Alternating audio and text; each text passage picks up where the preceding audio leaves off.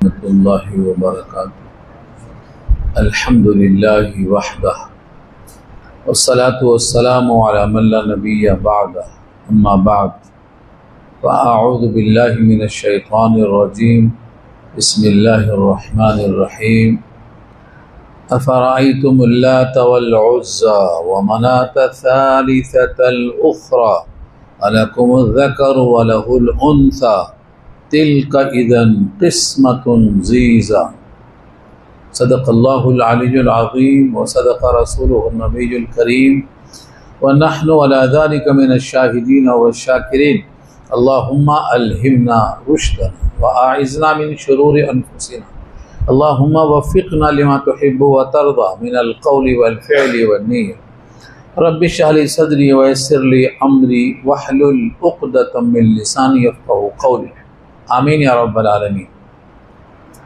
محترم حضرات، معزز سامعین، ملی بھائیوں، بزرگوں اور دوستوں، میری ماں اور بہنوں، پیارے بچوں، سورہ نجم 27واں پارہ پہلا رکوع مکمل ہونے میں کچھ آیتیں رہ گئی تھیں، وہیں سے یہ بات شروع ہو رہی ہے۔ یہ پہلی مکمل صورت ہے مکے والوں کے سامنے جس میں آپ نے سجدہ کیا اور بطور معجزہ کے تمام کفار نے بھی سجدہ کیا۔ صرف ایک کافر جو بڑے گھمنڈ والا تھا اس نے زمین سے مٹی اٹھایا، ناک پہ لگایا، سجدہ نہیں کیا، بلکہ وہ لوگ جو سجدہ کرتے تھے ان کے بتوں کے نام یہاں بتائے گئے ہیں۔ نمبر 1 ہے لات، عزا اور منات، یہاں کچھ نام بتائے گئے ہیں، یہ بتوں کے نام ہیں۔ اللہ نے کہا یہ بت صرف نام ہے، ان کا کوئی وجود نہیں ہے، صرف نام ہے۔ اسی رکوع میں آگے آ رہا ہے کہ تمہارے باپ دادا نے چند مؤنث نام رکھ لیے ہیں، اسی کو خدا اور معبود کہہ رہے ہیں، ان کا حقیقت میں وجود نہیں ہے۔ یہ بت بنتے کیسے تھے؟ جب کوئی بزرگ مر جاتا تھا تو شیطان آ کے بولتا تھا تم ان کو بھلا دیے، تمہارے باپ دادا تھے، تمہارے بزرگ تھے، تمہارے فلاں تھے، کم سے کم ان کی شکل تو بنا کے رکھو، کل سے بھول جائیں گے تمہارے بچے۔ تو اس کی شکل بنائی گئی، اس کے بعد کہتا اس پہ دھول بیٹھ کے صفائی کر دو، پھر بولتا ان کی کچھ تو عزت کرو، ان پہ پھول چڑھاؤ، ان پہ اگربتی لگاؤ، ان کے سامنے کم سے کم ملنے تو ملاقات کرنے آؤ۔ بس یہ بگڑی ہوئی شکل تھی جو آج ہمارے سامنے نظر آ رہی ہے۔ یہ سب ہو رہا۔ علامہ حالی نے مسدس میں ان کے نام بتائے ہیں۔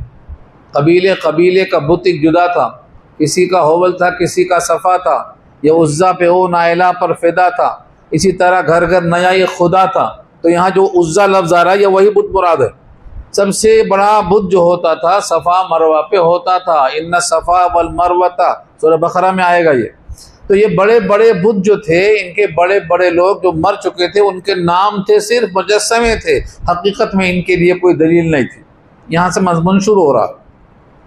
افرائیتم، کیا تم نے دیکھا؟ اللات نام ہے، اللات ایک بت کا نام ہے، والعزا یہ بھی ایک بت کا نام ہے، دونوں بڑے بڑے بت تھے یہ۔ ومنات یہ تیسرا بت ہے، اسی وجہ سے اس کو کہا الثالثہ، الثالثہ مانے تیسرا، دو پہلے یہ تیسرا، الثالثۃ الاخری، اخری مانے یہ تیسرا جو ہے وہ دوسرا ہے، ان دونوں کے علاوہ یہ بڑے بڑے 3 بت ہو گئے۔ اللہ نے ان کے عقیدے کی تصحیح کیا۔ ان کا عقیدہ کیا تھا؟ جو مؤنث ہیں وہ اللہ کے ہیں، بیٹیاں اللہ کے ہیں، اور جو بیٹے ہیں وہ ان کے ہیں۔ حالانکہ یہ بیٹوں کو پسند کرتے تھے، بیٹیوں کو پسند نہیں کرتے تھے۔ جب بیٹی پیدا ہوتی تو ان کا چہرہ سیاہ ہو جاتا، جس کا ذکر کئی جگہ سورہ نحل میں آیا ہے، سورہ زخرف میں آیا ہے۔ تو یہ خراب چیز کو اللہ کی طرف منسوب کرتے ہیں اور اچھی چیز کو اپنے طرف منسوب کرتے ہیں۔ یہاں سے اس کا ذکر شروع ہو رہا ہے۔ الکم الذکر، کیا تمہارے لیے مذکر ہے؟ وَلَهُ الْأُنثَى، اور اس کے لیے یعنی اللہ کے لیے مؤنث ہے۔ یعنی جو خود بنانے والا قادر ہے، خالق ہے، وہ اپنے لیے خراب رکھ لیا اور تمہارے لیے اچھی چیز رکھ دیا۔ خراب رکھ لیا تمہارے عقیدے کے لحاظ سے، ورنہ اللہ نے تو مؤنث کو رحمت بتایا ہے۔ جس پیٹ سے پہلے بچی پیدا ہو جائے اس پیٹ کو رحمت والا پیٹ بتایا ہے۔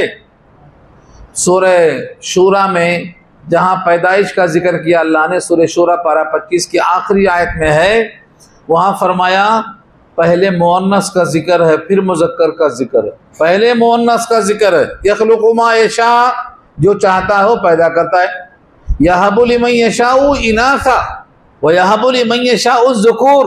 پہلے مؤنث کا ذکر کیا، وہ جو چاہتا پیدا کرتا ہے، چاہے تو مؤنث دے چاہے تو مذکر دے، او یزوجہم ذکرانا و اناثا، یا چاہے تو مذکر مؤنث ملا کر دونوں دے دے، ویجعل من یشاء عقیما، اور کر دے بانج جس کو چاہے اس کی مرضی۔ تو اللہ نے جہاں پیدائش کا ذکر ہے وہاں مؤنث کو فوقیت دیا ہے، اور اپنے رسول کو بھی عورت یعنی مؤنث کو اللہ نے پہلے دیا ہے، بیٹوں کو بعد میں دیا ہے۔ اگر وہ اچھی چیز نہ ہوگی تو اپنے محبوب کے واسطے انتخاب کیوں ہوتا؟ اللہ نے اس کائنات کو رحمت بنایا ہے، دنیا تمام کی تمام استعمال کرنے کی چیز ہے، لیکن سب سے بہترین چیز جو نبی نے کہا وہ ہے نیک بیوی۔ الدنیا کلھا متاع وخیر متاع الدنیا المرأۃ الصالحہ۔ اس لیے انہوں نے جو تقسیم کی ہے اس کو کیا کہا؟ بے ڈھنگی تقسیم ہے، بھونڈی تقسیم ہے، بیکار تقسیم ہے۔ تلک اذن قسمۃ ضیزیٰ، تلک یہ جو تمہاری تقسیم ہے کہ مرد تمہارے لیے اور مؤنث اللہ کے لیے، یہ جو تقسیم ہے تلک اذن قسمۃ، قسمۃ تقسیم، ضیزیٰ مانے بھونڈی، بیکار تقسیم ہے، غلط تقسیم ہے، یہ عقل تسلیم نہیں کرتی ہے۔ ان ہی الا اسماء، تم جن بتوں کے لیے بڑائی بیان کرتے ہو وہ صرف نام ہے، بس چند نام۔ ان ہی، میں نے کہا تھا اللہ سے پہلے ان، پورے قرآن میں اللہ سے پہلے ان جہاں بھی آئے نگیٹو میں آئے گا، وہ نہیں ہے وہ مگر چند نام، نہیں ہے وہ مگر چند نام۔ یہ نہیں کہاں سے آیا؟ ان کا ترجمہ آئیے، ان ہی الا اسماء، اسماء اسم کی جمع ہے، جیسے یہاں نام آئے نا، یہ عزا ہے، یہ منات ہے، یہ لات ہے، یہ صرف نام ہے، ان کا وجود کچھ بھی نہیں ہے، پتھر کا ڈھیر ہے، یہ کہا یہاں پر۔ تلک اذن قسمۃ ضیزیٰ ان ہی الا اسماء، نہیں ہے وہ مگر چند نام، سمیتموہا، تم نے ان کا نام رکھا ہے، یعنی اللہ کی طرف سے نہیں، تمہارے خالق کی طرف سے نہیں، تمہارے مالک کی طرف سے نہیں، تم نے ان کا یہ نام رکھا ہے، سمیتموہا، تم نے ان کا نام رکھا ہے۔ انتم و آباؤکم، تم نے رکھا، تمہارے باپ نے رکھا، تمہارے باپ دادا چلا آ رہا ہے، اس کے اوپر کوئی دلیل موجود نہیں ہے۔ ما انزل اللہ بہا من سلطان، اللہ نے اس کے اوپر کوئی دلیل نازل نہیں کی ہے کہ یہ بت ہے اور یہ خدائی میں شریک ہے، یہ چھوٹا ہے یہ بڑا ہے، اس قسم کی کوئی چیز اللہ کے پاس سے نازل نہیں ہوئی ہے۔ ما انزل اللہ بہا مانے ان بتوں کے ساتھ، من سلطان کوئی دلیل نازل نہیں کی ہے۔ ان تتبعون الا الظن، تم اتباع نہیں کرتے ہو مگر ظن کی۔ ظن کے معنی گمان، گمان، میرا گمان ہے کہ وہ ایسا ہوگا۔ یقین کے مقابل میں گمان کام نہیں آتا، یہ یہاں سبق ہے۔ اسی لیے اللہ نے کہا ہے بعض گمان گناہ ہیں، بعض گمان گناہ ہیں۔ سورہ حجرات پارہ 26 میں اللہ نے کہا ان بعض الظن اسم، بعض گمان گناہ ہیں، اور تمہارا یہ گمان ہے کہ یہ بت خدا ہے یا خدائی میں شریک ہیں، تمہارا یہ گمان ہے، لہذا یہ بھی گناہ ہے۔ ان تتبعون الا الظن، تم اتباع نہیں کرتے ہو، ان یتبعون دونوں روایت ہیں، ان تتبعون الا الظن، تم گمان کی پیروی کرتے ہو، تمہارے خیال میں یہ خدا ہیں تم مان لیتے ہو، حقیقت میں ان پر کوئی دلیل موجود نہیں ہے۔ وما تهوى الانفس، اور جی ادھر ڈھلتا ہے، وما اور جو تهوى الانفس، جی ادھر لڑھکتے جاتا ہے۔ بھئی کس نے کہا کہ یہ خدا ہے؟ آپ کا جی بولتا ہے کہ یہ خدا ہے، ہاتھ جوڑ کے کھڑے ہو گئے، یہ تمہارا اپنا خیال ہے۔ انفس نفس کی جمع ہے جی، اور تہوا کے معنی ادھر مائل ہوتا ہے، تم نے ان کو خدا سمجھا، تمہارا دل ادھر مائل ہوا۔ وما تہوى الانفس وَلَقَدْ جَاءَهُمْ مِنْ رَبِّهِمُ الْهُدَى، اور البتہ تحقیق ان کے پاس ان کے رب کی طرف سے ہدایت آ چکی ہے، قرآن کی شکل میں، نبی آخر الزماں کی شکل میں، صادق الامین کی شکل میں، روح الامین لے کے آنے والے ہیں، آ چکے ہیں، ہدایت آ چکے ہیں۔ اب یہاں سے ایک عجیب سبق شروع ہوتا ہے. ہر انسان ایک تمنا رکھتا ہے جنت میں چلا جاؤں. اللہ نے کہا تمناؤں سے کام نہیں چلتا، اس کے لیے کچھ کرنا پڑتا. آپ جو تمنا کرتے ہیں مل جاتی کیا آپ کو؟ ہر انسان کو اس کی تمنا نہیں ملتی. تمناؤں کا آپ کتنا بھی تمنا کر لو اس کا ملنا ضروری نہیں ہے. یہاں دیکھو کتنا پیارا جملہ ہے، ام للانسان ما تمنا. کیا ہے انسان کے لیے جو تمنا اس نے کر دیا؟ نہیں ہے. تمنا یہ ہے کہ موت کبھی نہ آئے تو ہو سکتا ہے کیا؟ کون ایسا ہے جو ہمیشہ رہے گا؟ اس کائنات میں کسی بشر کو دوام نہیں دیا اللہ نے. سورہ انبیاء پارہ 17 وما جعلنا لبشر من قبلک الخلد. ہم نے کسی بھی بشر کو آپ سے پہلے خلد یعنی دوام نہیں دیا. کتنے رسول آئے چلے گئے، نبی آئے چلے گئے، آدم سے لے کر اب تک کتنے لوگ چلے گئے، دوام کسی کو نہیں ہے.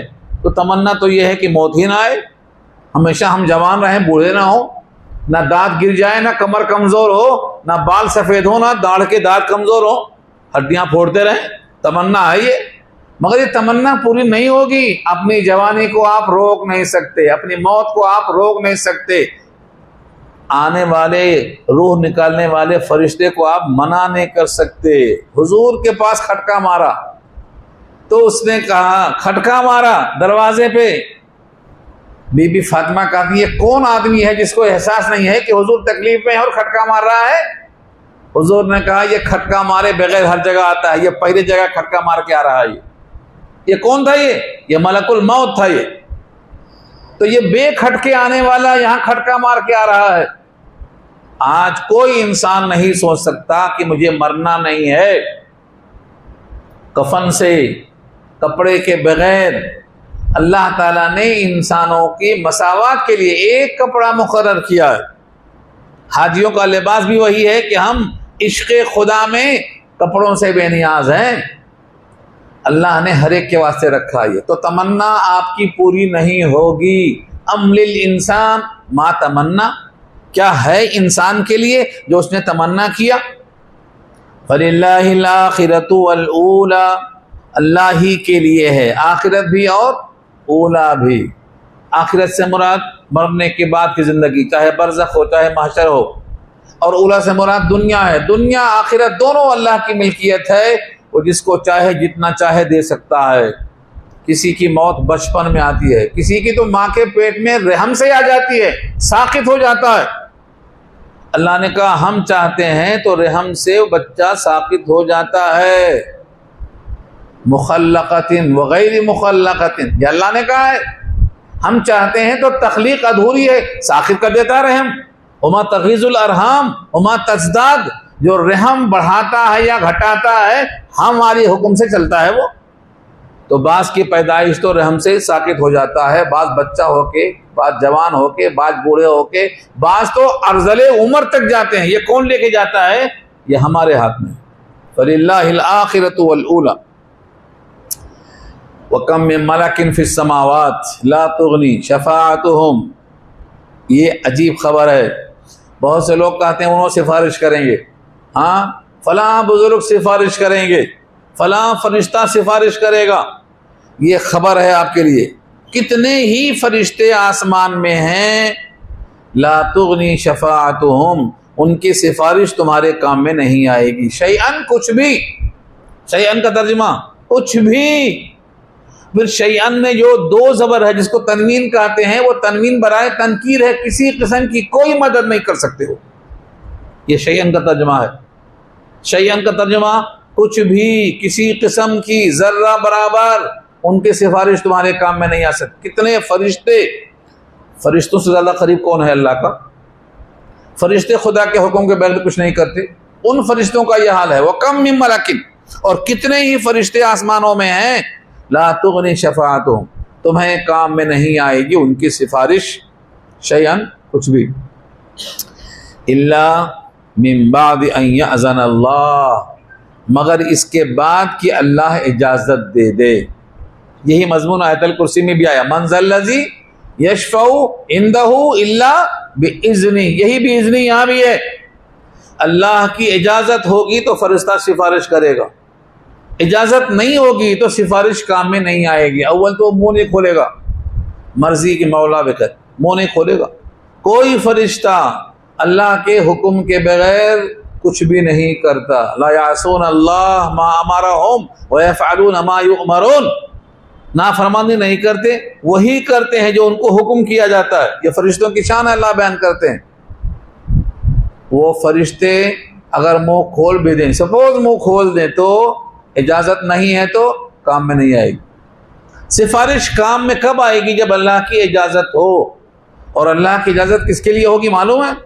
آگے دیکھو، لمن یشاء ویرضا، دو صفت، لمن یشاء ویرضا، جس کے لیے اللہ کی مشیت ہوگی، اللہ چاہے گا، اس کے لیے منہ کھولو، اللہ چاہے گا، ویرضا، اور اللہ پسند کرے گا۔ اور اللہ کس کو پسند کرے گا اور کس کے لیے مشیت ہوگی؟ اس کی سب سے کم تر درجے میں جو شرط ہے وہ ہے ایمان۔ ایمان اگر نہیں ہے تو کوئی کسی کی سفارش نہیں کرے گا، فرشتے نہیں کریں گے، پیغمبر نہیں کریں گے۔ ہمارے نبی جو سراپا رحمت ہیں، ان سے اللہ نے پوچھا سورہ فرقان میں، دیکھو، افانت تکون علیہ وکیلا، اے نبی آپ ان کے وکیل بنیں گے؟ جو ہمارے دشمن ہیں آپ ان کی وکالت کریں گے ہمارے سامنے؟ یہ کوشچن بتاتا ہے کہ نہیں کریں گے، نہیں کریں گے۔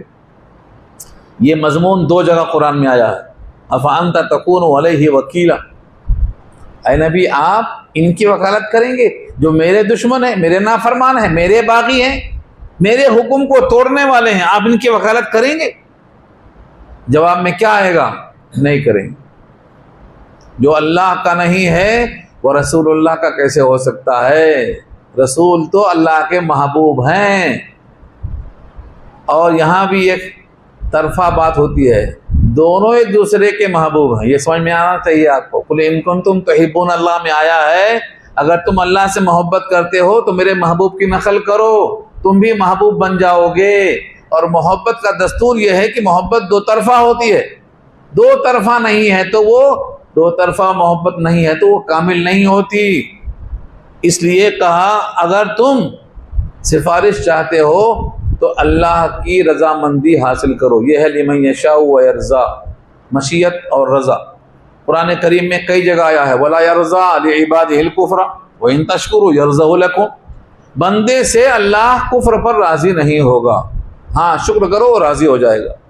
تو معلوم یہ ہوا اللہ کی رضا چاہتے ہو، اللہ کی مشیت چاہتے ہو تو تم کفر مت کرو، کوئی کام کافرانہ مشرکانہ مت کرو، یہ کہا گیا۔ اب یہاں سے ان کا حال بیان ہوتا ہے جو ایمان تو نہیں رکھتے، مختلف کام کرتے ہیں۔ ان الذین، بے شک جو لوگ، لا یؤمنون بالآخرہ، ایمان نہیں رکھتے آخرت پر، آخرت پر ایمان نہیں ہے، وہ کہتے ہیں مرنے کے بعد پھر یہیں پیدا ہوں گے، یہیں مریں گے، یہیں پیدا ہوں گے۔ وما یہلکنا الا الدہر، زمانہ ہمیں ہلاک کرے گا، ہم یہیں پیدا ہوں گے۔ وما الحیات الدنیا الا متاع الغرور، ان کا عقیدہ یہ ہے کہ کوئی آخرت نہیں ہے، سب کچھ یہیں ہے، یہیں جنت ہے، یہیں جہنم ہے۔ تو جو لوگ آخرت کا یقین نہیں رکھتے، حساب کتاب جنت کا یقین نہیں رکھتے، ان کا حال بیان ہوتا ہے۔ لَيُسَمُّونَ الْمَلَائِكَةَ تسمیۃ الانثیٰ، وہ لوگ فرشتوں کے نام رکھتے ہیں مؤنث نام، مؤنث نام رکھتے ہیں۔ فرشتے مؤنث ہیں کہ مذکر ہیں؟ کس نے دیکھا؟ اللہ نے پوچھا ہے ایک جگہ پہ، تم نے کیسے کہا کہ فرشتے مؤنث ہیں؟ تم نے ان کی پیدائش کو دیکھا ہے؟ جب وہ پیدا ہو رہے تھے، جب وہ بنائے جا رہے تھے، اشہدوا خلقہم، ان کی تخلیق کا تم نے مشاہدہ کیا ہے؟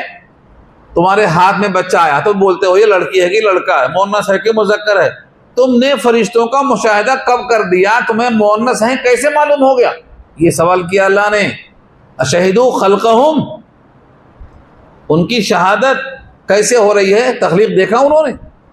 یہ غلط، فرشتے مؤنث نہیں ہیں، نہ فرشتے مذکر ہیں نہ فرشتے مؤنث ہیں۔ یہ ان کا عقیدہ ہے کہ فرشتے مؤنث ہیں، یہ غلط عقیدہ ہے۔ یہاں دیکھو جملہ، لَيُسَمُّونَ الْمَلَائِكَةَ تَسْمِيَةَ الْأُنثىٰ، وہ نام رکھتے ہیں فرشتوں کے مؤنث جیسے نام. وما لهم به من علم، حالانکہ ان کے لیے اس کا کوئی علم نہیں ہے. بھئی علم کیسے ہوگا؟ جو فرشتے کو دیکھ ہی نہیں سکتا ہے وہ مذکر مؤنث کا فیصلہ کیسے کر سکتا ہے؟ تو پھر یہ بغیر علم کی بات ہو گئی. وما لهم به من علم يتبعون الا الظن. پھر ظن آیا، نہیں وہ اتباع کرتے ہیں مگر ظن کی، اور ظن گمان ہے، اور گمان گناہ ہے. بعض گمان گناہ ہے. ان بعض الظن اثم، بعض گمان گناہ ہیں، اور یہ بھی ان کا گمان ہے کہ فرشتے مؤنث ہیں. وَإِنَّ الظَّنَّ لَا يُغْنِي مِنَ الْحَقِّ شَيْئًا، اور جو گمان ہوتا ہے وہ حق کے مقابلے میں کچھ بھی کام میں نہیں آتا. حق کیا ہے؟ اللہ حق ہے، فرشتے حق ہیں، جنت حق ہے، محمد حق ہیں، رسول حق ہیں، حساب کتاب حق ہے. یہ جو حق ہے اس کے مقابل میں جو گمان ہے وہ کام میں نہیں آتا. دنیا میں بھی دیکھ لو، اگر آپ کو کسی چیز کا یقین ہے اس کے مقابل میں دوسری شے کا گمان ہے تو یہ گمان مقابل میں یقین کے نہیں کھڑا ہو سکتا. قرآن کی ہر آیت پر یقین ہے، اب اس کے مقابل کوئی بات آتی ہے تو وہ گمان ہو جاتی ہے، وہ یقین بن ہی نہیں سکتی ہے. قرآن کے مقابل آنے والی بات گمان بنے گی، یقین نہیں بنے گی. اور بعض گمان گناہ ہیں، اور یہ گمان حق کے مقابل میں کام نہیں آتا. یہ تو تبصرہ ہوا. اب یہاں سے رسول کو ہدایت آ رہی ہے، امت کو بھی. فَأَعْرِضْ عَمَّنْ تَوَلَّى عَنْ ذِكْرِنَا وَلَمْ يُرِدْ إِلَّا الْحَيَاةَ الدُّنْيَا. اعراض کر جاؤ. عارض، اعراض کر جاؤ، ان سے درگزر کر جاؤ، ان سے منہ پھیر لو. عَمَّنْ تَوَلَّى، ان لوگوں سے جنہوں نے پیٹھ پلٹا لیا. عن ذکرنا، ہمارے آیتوں سے. ذکر سے مراد یہاں قرآن ہے. میں نے پہلے بھی کہا تھا قرآن کے لیے 4 لفظ آئے گا. کہیں قرآن آئے گا، کہیں فرقان آئے گا، کہیں الکتاب آئے گا، کہیں ذکر آئے گا. تو جہاں بھی یہ 4 لفظ آئے گا اس سے مراد قرآن ہوگا. قرآن سے، ہمارے ذکر سے جنہوں نے منہ موڑ لیا، یعنی قرآن سے منہ موڑ لیا، آپ ان سے بھی اعراض کر جاؤ، ان کو منہ مت لگاؤ. جو قرآن سے اعراض کرتا ہے وہ منہ لگانے کے قابل نہیں ہے. وَلَمْ يُرِدْ إِلَّا الْحَيَاةَ الدُّنْيَا، اور اس نے ارادہ ہی نہیں کیا ہے مگر دنیا کی زندگانی کا. بس دنیا دنیا دنیا. کل مرنا ہے، آج بھی دنیا. پتہ نہیں اسے کب مرنا ہے. کوئی انسان نہیں جان سکتا کہ میری موت کب ہے، کل ہے، آج ہے، ابھی ہے. نہیں معلوم. کتنے لوگ ایسا اچانک مر جاتے ہیں، بغتتاً، اچانک آ جاتی ہے موت. ہاں، لفٹ میں جا رہے ہیں، نیا گھر ہے، لفٹ میں چلے گئے. مٹھائی کا ڈبہ لے کے بانٹنے جا رہے ہیں، خوشی میں رزلٹ آیا ہے، راستے میں مر گئے. پتہ ہی نہیں چلا ان کو ہم کب مر گئے. ان کو پتہ نہیں ہے، بعد والوں کو پتہ ہے. تو یہاں واضح ہے کہ جو لوگ ارادہ کرتے ہیں صرف دنیا ہی کا اور ہماری یاد سے قرآن سے منہ موڑ لیتے ہیں، آپ ان سے اعراض کر جائیے. ذالک مبلغہم من العلم، یہ ان کا مبلغ علم ہے، یعنی ان کے علم کی پہنچ یہیں تک ہے. ان کے علم کی پہنچ، مبلغ کہتے ہیں پہنچنے کی جگہ. ایک آدمی کہاں تک پہنچ سکتا ہے؟ کہاں تک پہنچ سکتا ہے؟ جب ان کے سامنے صرف دنیا ہی ہے تو یہ فانی تک پہنچ سکتے ہیں، یہ باقی تک نہیں پہنچ سکتے. ان کی رسائی وہاں تک نہیں ہو سکتی. ان کا مبلغ علم یہی ہے، دنیا دنیا دنیا. ان ربک هو عالم، بے شک آپ کا رب وہی زیادہ جانتا ہے. بمن ضل، کون گمراہ ہوا. جو گمراہ ہوا اسے کون جانتا؟ اللہ جانتا. عن سبیلہ، اس کے راستے سے. کون گمراہ ہوا اسے کون جانتا ہے؟ آپ کا رب جانتا ہے. وہو عالم بمن اہتدی، اور وہی جانتا ہے زیادہ کہ ہدایت یافتہ کون ہے. ہدایت یافتہ کون ہے اور گمراہ کون ہے، یہ فیصلہ کون کرے گا؟ آپ کا رب کرے گا. اور فیصلے کا بھی وقت نہیں ہے. جانتا تو ہمیشہ ہے وہ. اور وہ کب سے جانتا ہے؟ جب تم مٹی میں تھے، ذرے میں تھے. اب آیت آ رہی ہے آگے. تمہارا رب تم کو کب سے جانتا ہے. تم اپنے کو پاکیزہ خیال کر کے اللہ کو دھوکہ نہیں دے سکتے. تم کو اللہ اس وقت سے جانتا ہے جب تم ابھی مٹی میں تھے، مٹی کے ذروں میں تھے.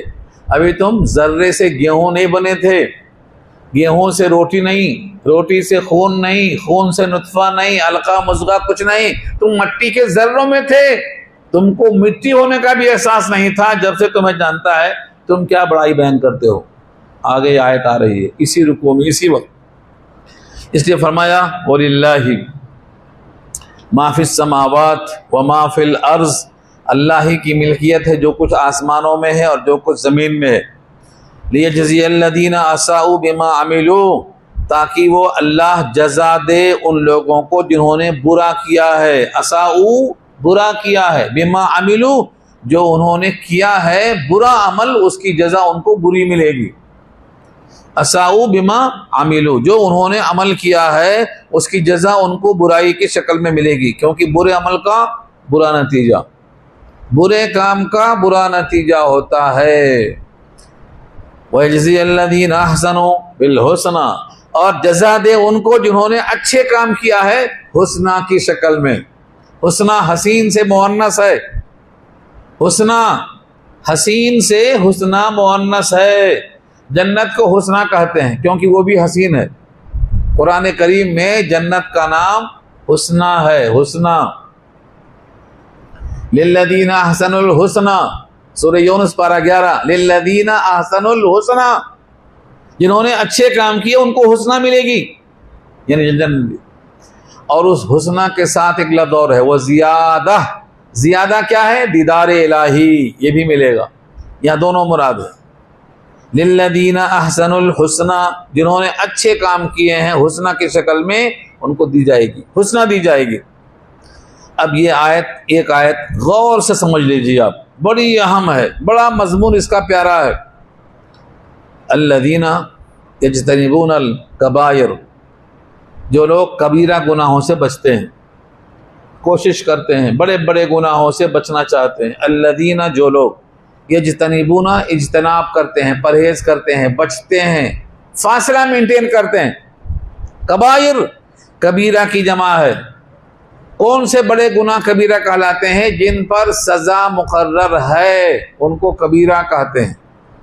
میں نے پہلے بھی کہا تھا بہت سے گناہ کبیرہ ہیں، بعض لوگوں نے 7 کہا، بعض نے 70 کہا، بعض نے 700 کہا۔ اس پر کتاب آئی ہے الکبائر کے نام سے، الکبائر، اس کا اردو ترجمہ آیا ہے تعزیانے، تعزیانے۔ اور ایک کتاب آئی ہے گناہ کبیرہ اور اس کا علاج۔ کتابیں بہت ہیں، پڑھنے والا کوئی نہیں، پڑھنے والا کوئی نہیں۔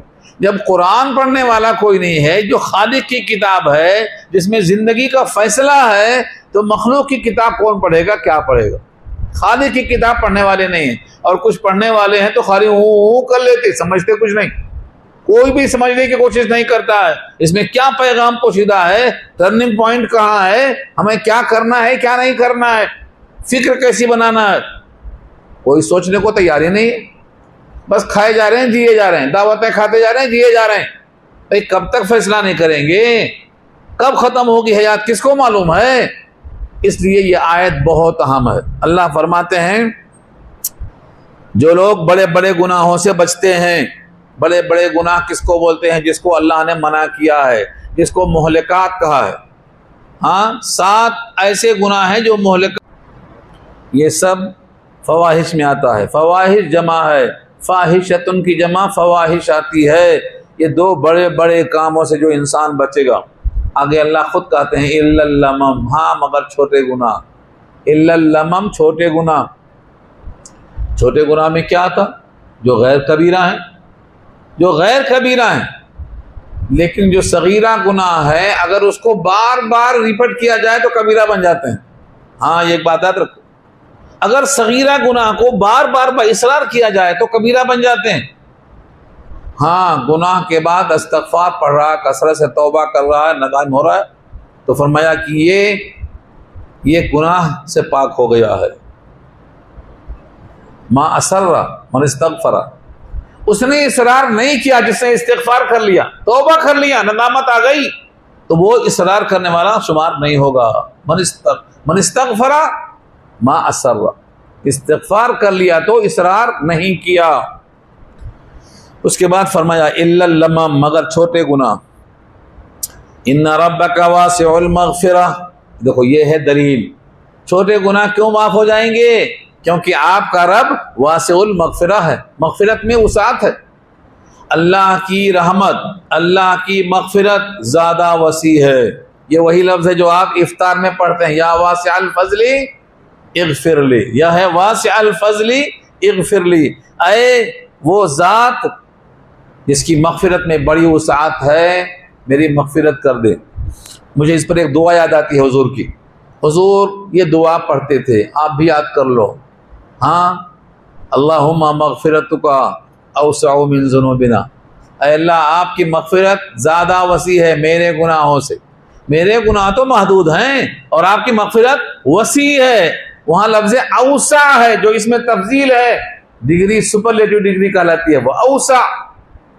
اللہم مغفرتک اوسع من ذنوبنا ورحمتک ارجا عندنا من اعمالنا، اور آپ کی رحمت زیادہ قابل امید ہے ہمارے نزدیک ہمارے اعمال کے مقابل میں۔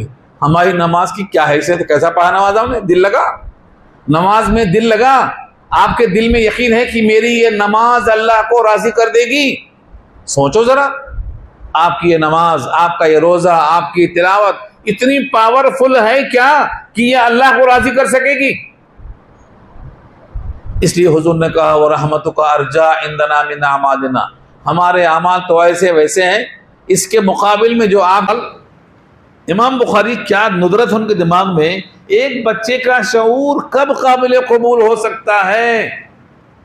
ایک بچہ روایت کرتا ہے حضور میرے گھر میں آئے، کنویں سے پانی نکلوایا اور پانی لیا منہ میں، اور اس کو منہ میں آگے پیچھے کر کے میرے منہ پہ کلی کر دی۔ میرا چہرہ حسین ہو گیا، میرے چہرے پہ رونق بڑھ گئی، مجھے وہ کلی حضور کی یاد ہے۔ وہ بچے کی عمر 7 سال ہے ابھی۔ امام بخاری کہتے ہیں بچہ 7 سال کا ہے تو کیا ہوا، اس کو عقل تو ہے، شعور تو آ گیا، اس کو روایت کر سکتا ہے وہ۔ تو آپ سمجھو ذرا، آپ کو اپنے آپ کو جاننے کے لائق بنایا تو کب بنایا، کب شعور آیا آپ کو؟ کوئی آدمی 10 سال کا، کوئی 7 سال کا، کوئی 5 سال کا، لیکن اللہ کب سے جانتا ہے آپ کو؟ جب آپ ذرے میں تھے مٹی کے، ابھی آپ گیہوں نہیں بنے تھے۔ جملہ دیکھو یہاں، وَأَعْلَمُ بِكُمْ، وہ تم کو جانتا ہے، اِذْ أَنشَأَكُم مِّنَ الْأَرْضِ، جب تم کو اٹھایا ہے زمین کے ذروں سے۔ انشاء، انشاء کے معنی نئی پیداوار، انشاء پردازی کہتے ہیں نیا مضمون لکھنا۔ انشاء اٹھانا، کسی کو اوپر لانا۔ انشاءہن، انشاء، جنت کی حوروں کا ذکر ہے، ہم نے ان کو ایک نئے اٹھان پہ اٹھا کے رکھا۔ تو یہاں کیا جملہ ہے؟ وَأَنشَأَكُم مِّنَ الْأَرْضِ، وہ تم کو اس وقت سے جانتا ہے جب تم کو زمین سے اٹھا کھڑا کیا۔ وَإِذَا أَنْتُمْ أَجِنَّةٌ، اجنہ یہاں جنات نہیں ہے، جنین ہے یہاں۔ جب بچہ چھوٹا ہوتا ماں کے پیٹ میں تو جنین کہتے ہیں، جنین، چھوٹے بچے کو جنین کہتے ہیں، کیونکہ اب جننے والا ہے وہ بچہ۔ جننا مانے پیدا ہونا، اور جنین جو پیدا ہونے والا ہے۔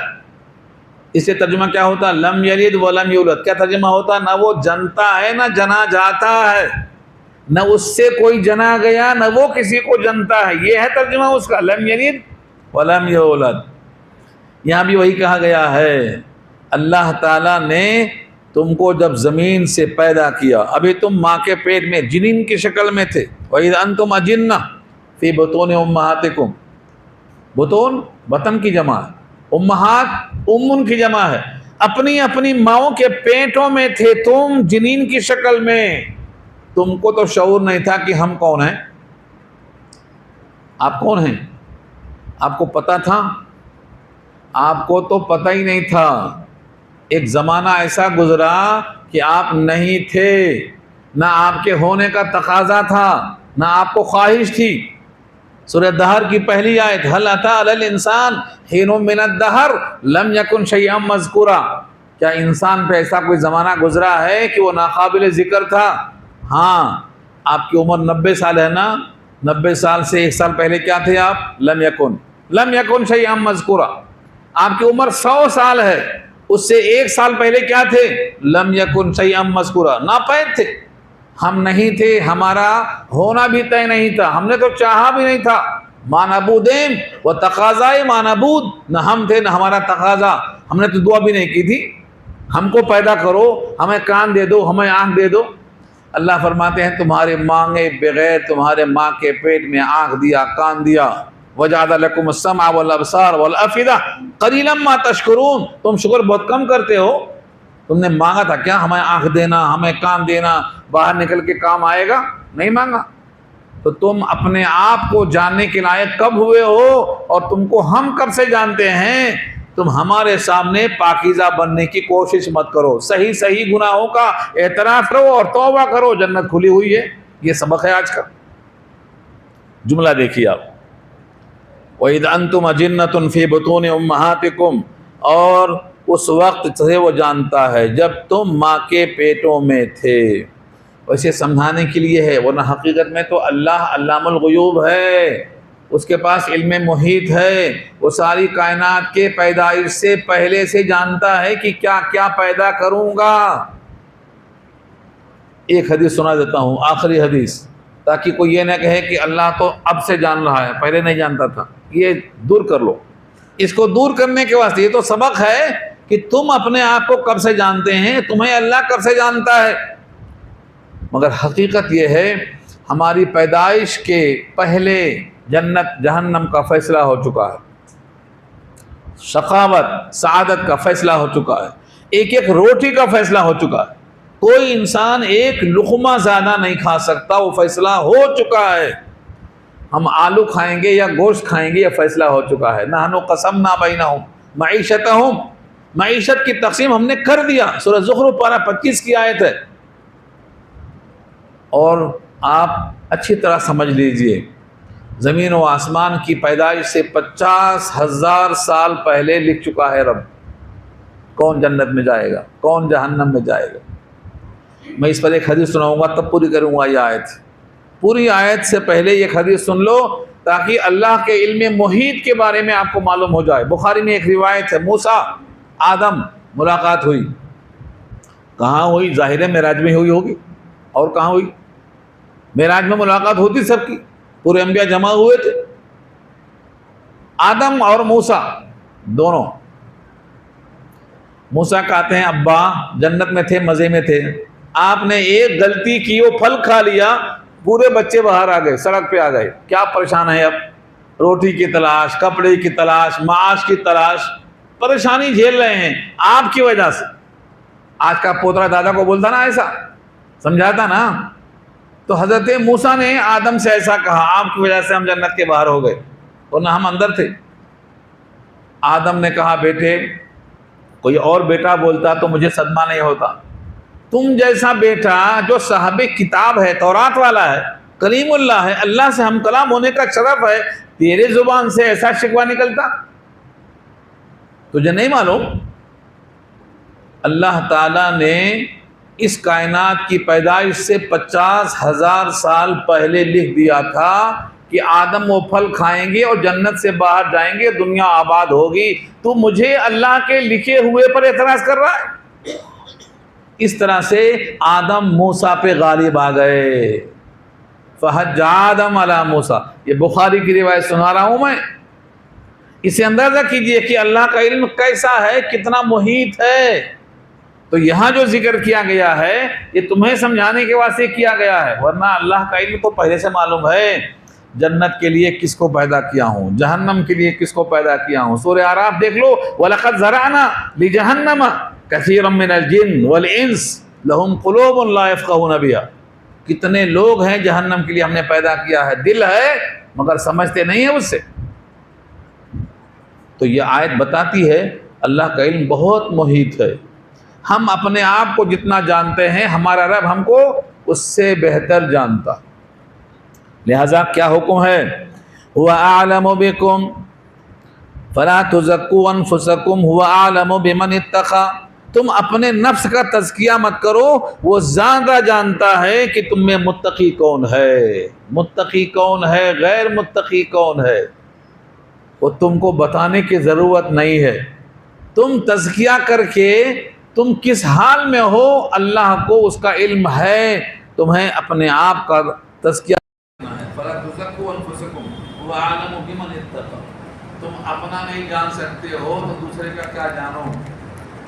خاتون کا بڑا گمان تھا، عثمان بن مظعون کا انتقال نہیں ہے، تم تزکیہ بمن اتقی، تم اپنا نہیں جان سکتے ہو تو دوسرے کا کیا جانو۔ ایک خاتون کا بڑا گمان تھا، عثمان بن مظعون کا انتقال ہوا، وہ ان کے ساتھ پارٹنرشپ میں تھی، مواخات کہتے ہیں نا، ایک منصار ایک مہاجر۔ تو مظعون صحابی جو تھے، عثمان بن مظعون، وہ انصاری تھے، اور یہ ام العلا انصاریہ، انصاری خاتون تھی۔ انہوں نے خدمت بہت کی مگر ان کی وفات ہو گئی۔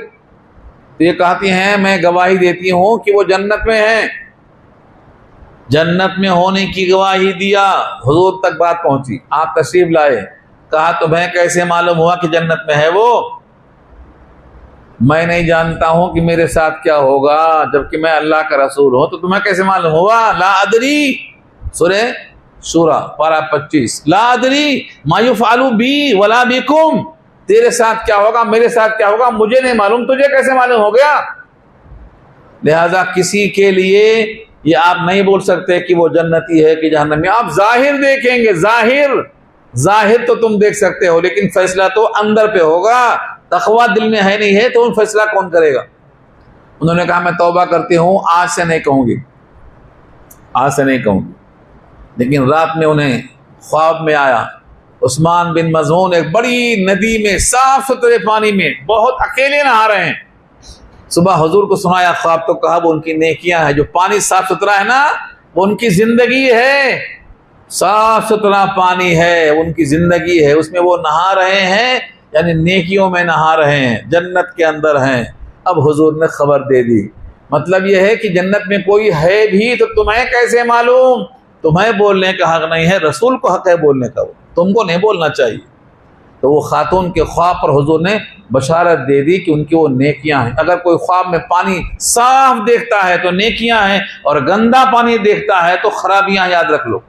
خوابوں کی تعبیر بھی الحمدللہ ایک کتاب ہے، تعبیر الرؤیا، ابن سیرین کی ہے، آپ بھی پڑھیے، آپ بھی سمجھ سکتے ہیں اس کو۔ تو خوابوں کی تعبیر کا ایک ہنر ہے، یوسف علیہ السلام کو دیا گیا تھا، یعقوب کو دیا گیا تھا، یہ اللہ والوں کو دیا جاتا۔ کون سے چیز کی تعبیر کیا بنتی ہے، یہ قرآن و حدیث کا علم ہونے کے بعد ہی سمجھ میں آتا ہے۔ رکوع پورا ہو گیا اور بات یہاں ختم ہو گئی۔ اب یہاں سے جو اگلا رکوع ہے انشاءاللہ وہ آئندہ ہفتے میں آئے گا، اللہ نے چاہا تو۔ کچھ سوال کرنا ہے تو آپ کر سکتے ہیں۔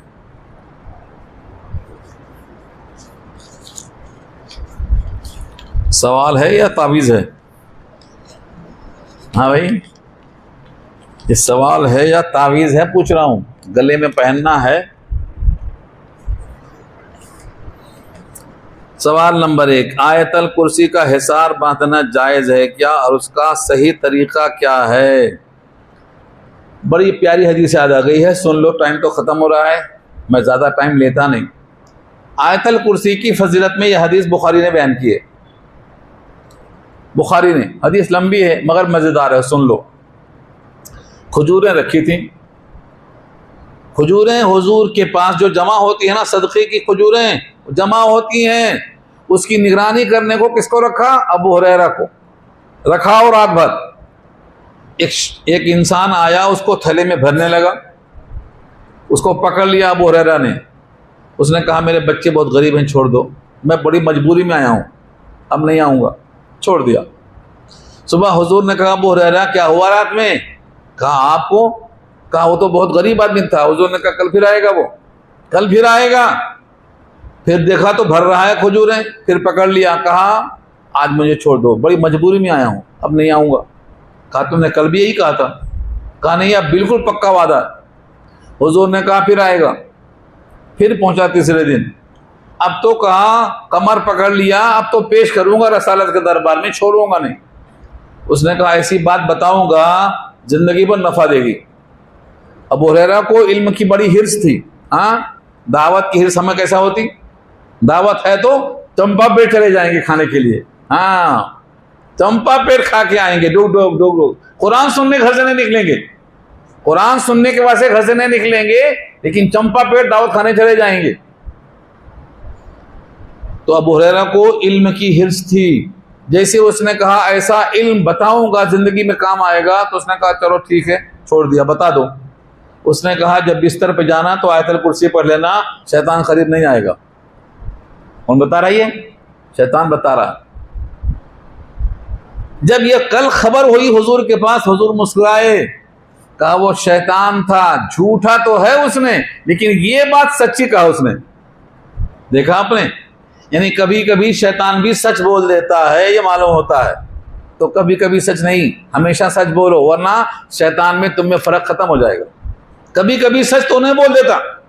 تو حضور نے کیا کہا؟ وہ شیطان ہے، جھوٹا ہے، لیکن اس نے یہ بات کہی ہے کہ بستر پہ اگر آپ نے پڑھ لیا تو شیطان نہیں آئے گا، یہ بات اس کی صحیح ہے۔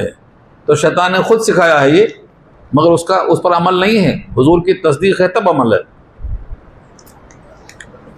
کیا شادی کے کارڈ میں لڑکی کا نام لکھنا قرآن حدیث کے خلاف ہے؟ کسی وجہ سے لوگ نہیں لکھتے جبکہ اللہ نے قرآن میں مریم کا نام لیا ہے۔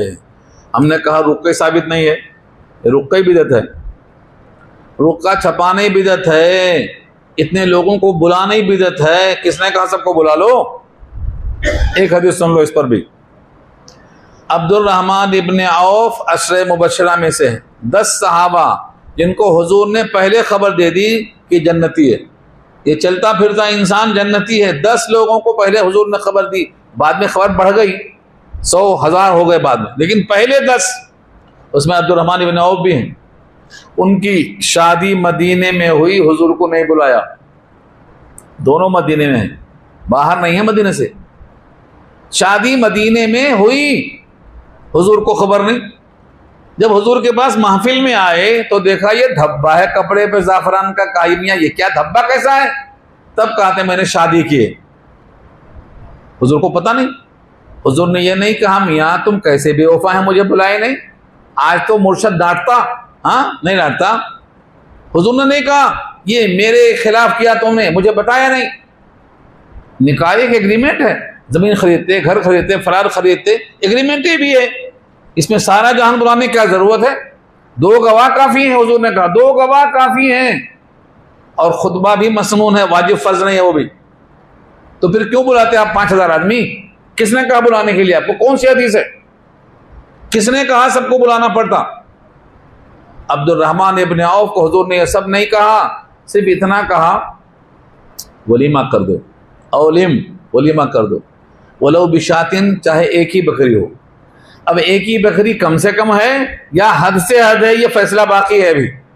مفسرین بہت لمبی بحث کیے ہیں کہ حضور نے جو کہا اولم ولو بشاتن، ولیمہ کرو چاہے ایک ہی بکری ہو، تو یہ کیا کم سے کم ہے یا حد سے حد ہے؟ آپ ولیمہ حسب حیثیت کر سکتے ہیں۔ آج گمان کیا ہے ولیمہ شادی خانے ہی میں ہوگا، گھر میں ہو ہی نہیں سکتا، 4 آدمی دائیں سے 4 بائیں سے بلا لو، ولیمہ ہو گیا۔ حضور سے بڑا کون ہے اس کائنات میں؟ حضور خیبر سے لوٹ رہے ہیں، خیبر سے صفیہ کو لیا، ان کو غلام بنایا یا ان کو آزاد کیا، نکاح کیا۔ لوگوں کو شک تھا، کہا اگر پردے میں ہے تو بیوی ہیں، پردے میں نہیں ہے تو باندھی ہیں، پردے میں رکھا۔ راستے میں حضور نے ان کے ساتھ نکاح کیا، صحبت کیا، اور کہا ولیمے میں کیا کریں، جس کے پاس جو لے آؤ، کوئی کھجور، کوئی پنیر، کوئی ستو، جس کے پاس جو تھے وہ لے آئے، سب نے کھا لیا بیٹھ کے، کہا یہ صفیہ کا ولیمہ ہے۔ اب بتاؤ یہ حضور کی سنت ہے، کون عمل کرے گا؟ آج کا مسلمان یہ حدیث سننے کو تیار نہیں ہے، بخاری کی روایت ہے۔ یہ آپ کے سوال کا جواب ہے۔ شادی کارڈ، شادی خانہ بھی فضول خرچی ہے، کارڈ چھپانا فضول خرچی ہے، زبانی گھر کے دائیں بائیں جو دروازے سے قریباً کو بلا لو، ولیمہ ہو جاتا۔ شان شوکت دکھائیں گے تو اللہ ذلیل کر کے رہے گا۔ دوسرا سوال ہے یہ، عورتیں مرد علماء کی تقاریر سنتی ہیں، کیا ان کو غیر محرم کی آواز سننا جائز ہے؟ عجیب بات ہے یہ، عورت کی آواز سطر ہے، مرد کی آواز سطر نہیں ہے، الٹا سن رہے ہیں آپ۔ صوت المرأتی عورتن، عورت کی آواز عورت ہے، مرد کی آواز عورت نہیں ہے، اور پردہ آواز کا عورتوں کے لیے ہے، مردوں کے لیے نہیں ہے۔ آج کل کچھ لوگ دکان میں ٹرانسفارمر کرتے ہیں، 1000 روپے پر 10 روپے، اچھا منی ٹرانسفر کرتے ہیں۔ دیکھیے اگر پیسے پر پیسہ محنت پر لے رہے ہیں، محنت پر کچھ کام کر رہے ہیں، کچھ خدمت کر رہے ہیں، حق الخدمت لے رہے ہیں، تب تو وہ جائز ہے. لیکن اگر پیسے پر پیسہ لے رہے ہیں اور پھر بھی اس میں کم کر دے رہے ہیں تو کم زیادہ کرنا جائز نہیں, اسی کا نام سود ہے. پیسے پر پیسہ اگر خدمت کے بدلے میں لے رہے ہیں تو وہ درست ہے. مجھے یہ پورا شق سمجھ میں نہیں آ رہی ہے کہ اس میں کیا شکل ہے, آدھا انگریزی ہے آدھا اردو ہے اس میں. اور کچھ پوچھنا کسی کو؟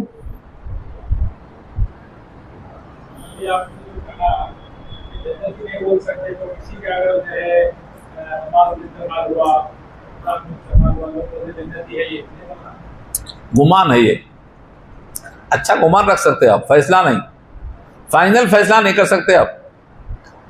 اس پر ایک حدیث سناتا ہوں اور آپ کو میں, بخاری میں روایت ہے, حضور کا غلام تھا. کس کا غلام تھا؟ حضور کا غلام تھا, اور حضور کے سواری سے سامان اتار رہا تھا. ایک تیر اجنبی آیا, لگ گیا اور شہید ہو گیا. لوگوں نے کہا کیا عمدہ موت ہے, حضور کا غلام, حضور کا سامان, یہ تو پکا شہید ہے, جنتی ہے. حضور نے کہا اس نے ایک چادر رکھ لی تھی تقسیم سے پہلے, مال غنیمت میں سے ایک چادر اس نے رکھ لی تھی جس کو ہم غلول کہتے ہیں. وہ چادر اس پر آگ بن کے پھیل گئی ہے. یہ روایت بھی بخاری میں موجود ہے. لہذا آپ ظاہر کو دیکھ کر گمان کر سکتے ہیں, اچھا گمان, فیصلہ تو نہیں کر سکتے. فیصلہ تو وہی کرے گا جو رب ہے.